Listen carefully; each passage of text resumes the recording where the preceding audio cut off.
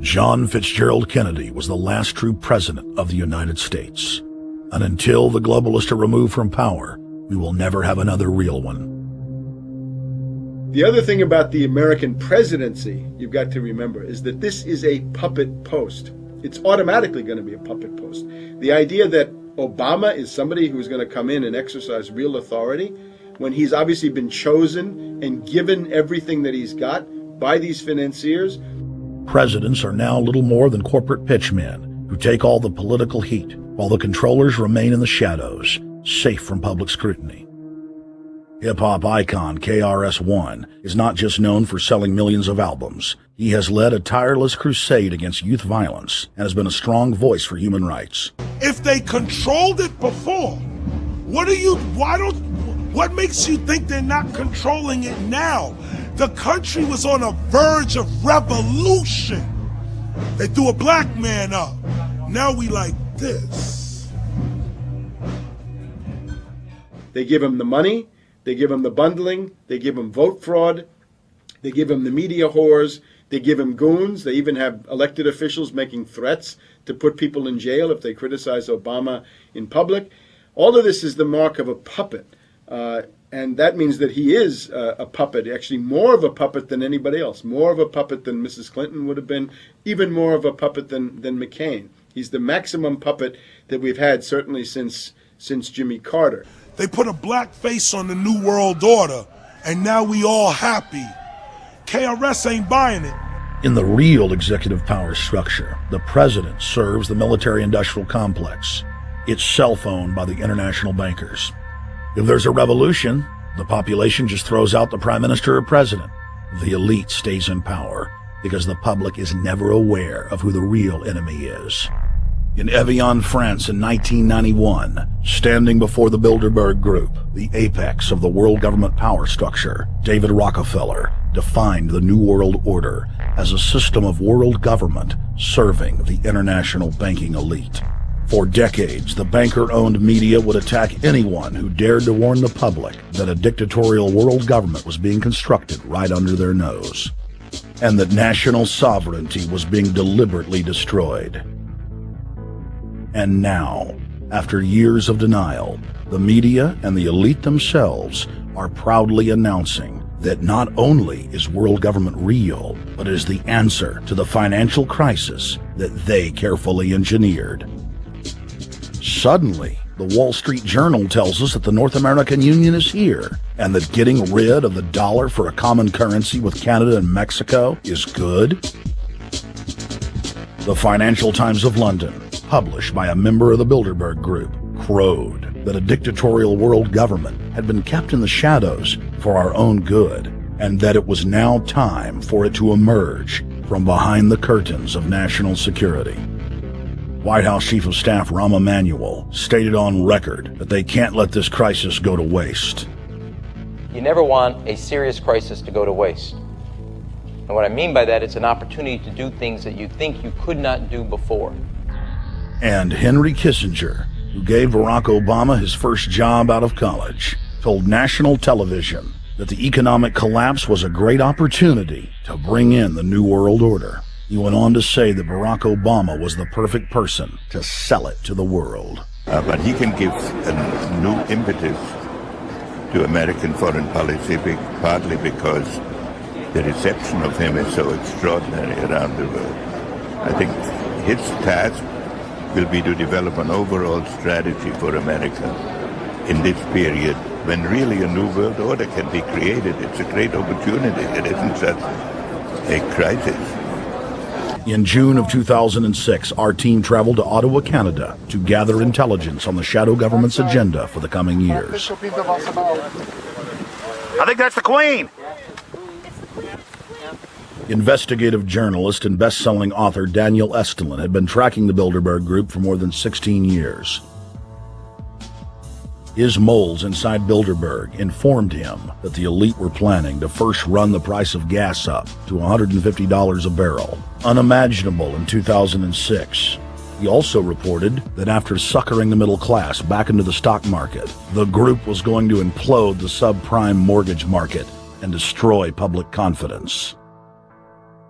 Well, one of the things that we're getting from this morning and this afternoon's conference, this morning conference was about the energy crisis, the price of oil. The afternoon conference, which started about 4 o'clock, 4:30, they were talking about one of the American delegates. I wasn't told who exactly it was talking about the the concern that the American citizens have had with the housing prices going down, so they're not investing that money. So what they needed to do is they needed to create the illusion that everything is going well. So what they're going to do over the next year and a half is to bring the market back up to 1998, 1999 levels.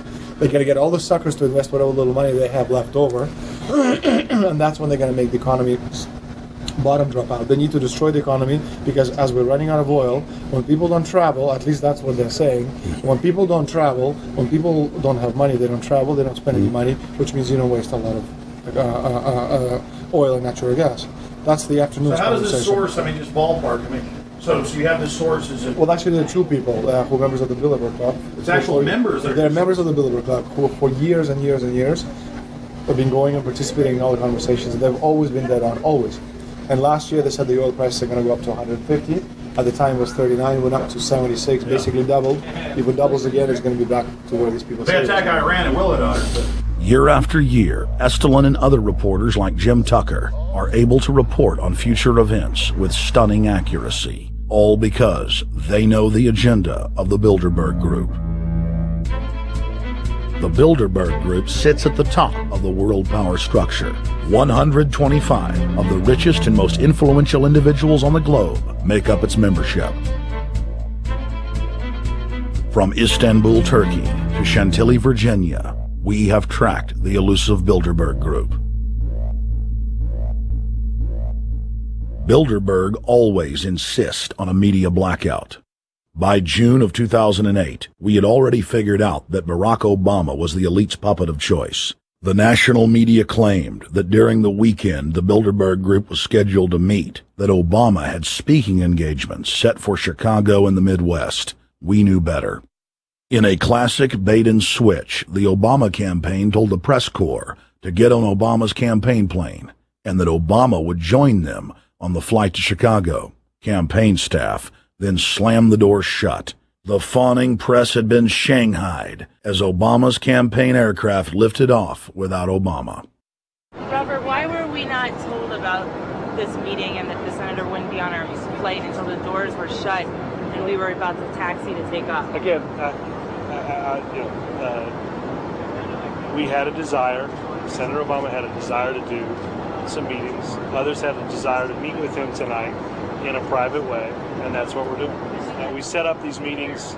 They're being done tonight. Again,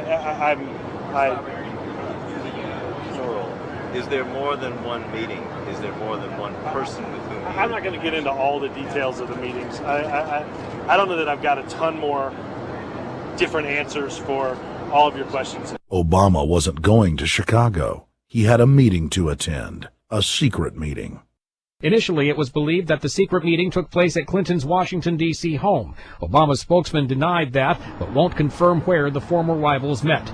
He also declined to comment on their topics of discussion. For a day and a half, the mainstream media engaged in a wild goose chase, trying to find out where Hillary and Obama had gone. 3 cover stories later, the corporate press had to admit they had no idea where the two candidates had gone. And to this day, Clinton and Obama aren't talking. Plenty of sources knew about this meeting, told us and others that it was at Hillary Clinton's house, but clearly it wasn't. In 2008, the trail led us to the Westfields Marriott Hotel, right outside Washington, D.C. We just flew into Washington, D.C. We're driving to the Westfields Marriott. Tomorrow, the hotel's closed throughout the week into the weekend for the Bilderberg Group meeting. But we're going to check in the night before. They're going to kick us out tomorrow. So we're going directly into the belly of the beast. The hotel will be filled with at least 5 spy agencies. CIA, Defense Intelligence, Mossad, European Union Security. We checked into the Westfields Marriott 48 hours before hotel guests were scheduled to be thrown out ahead of the annual meeting. The building was nestled in the heart of the military-industrial complex, with the National Reconnaissance Office and Raytheon just a stone's throw away.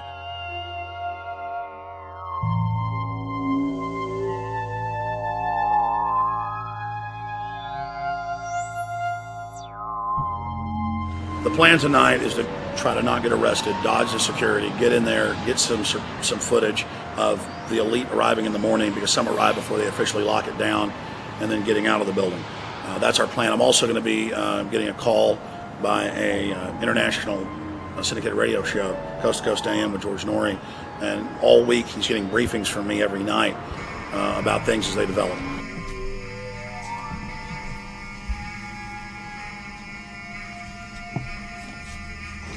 George, we're sitting here in the room. As the phone rings with your producer, Tom Danheiser, to put me on, the fire alarm goes off.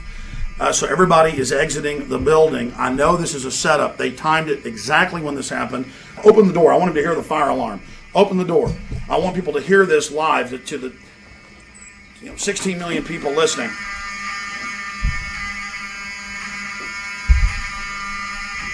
George, do you hear that? Now, they're going to use this as an excuse. The Westfields Marriott, right outside D.C. in Chantilly, they want to use this to flush us out of here. They're very upset. Everybody that covers Bilderberg, I was detained 2 years ago, interrogated, screamed at. They said Bilderberg was upset about me, wanted to stop us. This is guaranteed. Everywhere we go, we're followed. We have another hotel across town as a base of operations. They were there questioning us, getting in our faces. We're being followed everywhere. I need everybody's support right now. I pray to God they don't try to set me up. They may have tried to concoct this as some way to say, look, they didn't leave during a fire drill, assessing me knowing I would stay and do the interview. But again, the moment the phone rang with Tom Danheiser, the moment the phone rang, the guys answered it, I'm standing there, the alarm goes off. It's going off right now. The guests are exiting the hotel out there. Of course, there's no fire. This is just absolutely insane. I noticed, too, that there was over 100 security people here today, but tonight we got back and it was a total ghost town, and this is what's insane. We have a security guy walk up to us 30 minutes ago, about 25 minutes ago, before this happened, and said, "What are you guys doing?" We said, "We're just walking around checking out the artwork in the hotel," which we actually were admiring, but we were also going around getting some footage.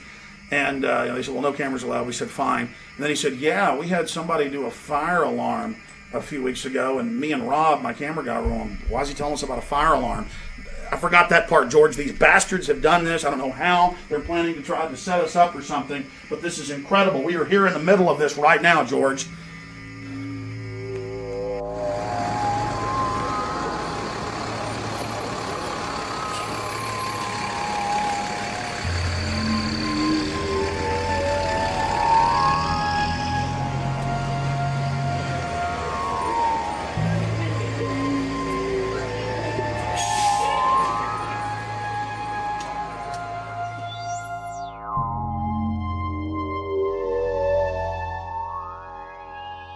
There you go. Stay there. Keep it locked.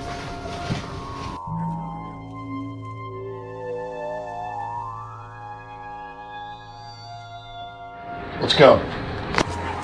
Let's get out of here now, Richard. Don't screw around anymore.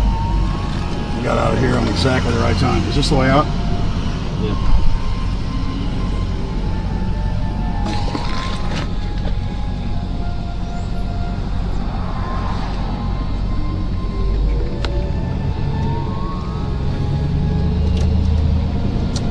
Car right behind us.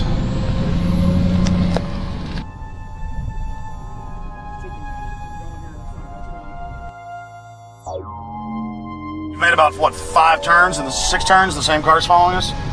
Now looks like he's following us into a... He came out of Bilderberg, he came out of the Westfield. He's being a little bit subtle, but... Not too. So there he is. That's him over there in the blue green, car. Yeah.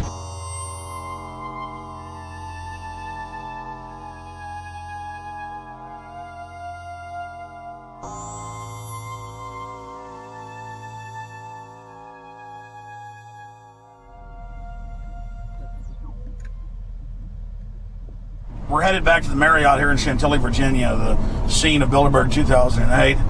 We successfully infiltrated the last day and a half inside, got out with some great stuff. We've been tailed, and now we're going back to cover the dignitaries, the elitists, as they arrive. And right now is the prime time for them to start arriving for the next 3 or 4 hours. We took about a 30-minute break. I'm sure we missed a few, but it doesn't matter. We've got scores of people that just organically are listeners, info warriors that are out here taking action.